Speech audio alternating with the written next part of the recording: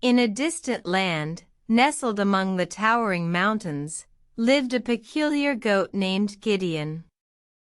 Unlike his peers, Gideon was not known for his milk or wool, but for his wisdom that surpassed that of many humans. One day, a group of travelers approached the village, seeking Gideon's counsel. They were lost and needed guidance to find their path home. The villagers, though fearful, knew Gideon was the only one who could help. Gideon, with a calm demeanor, asked the travelers to describe their dilemma. They explained their journey had taken them far from their home, and they had lost their way amidst the labyrinth of mountains and forests. Gideon pondered for a moment, then spoke, "Your quest for home is not unlike the journey we all embark on in life. We get lost, we stumble, and we falter.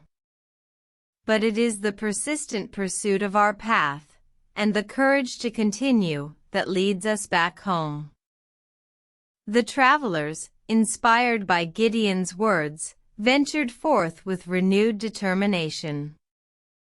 They soon found their way back home, their hearts filled with gratitude for the wise goat.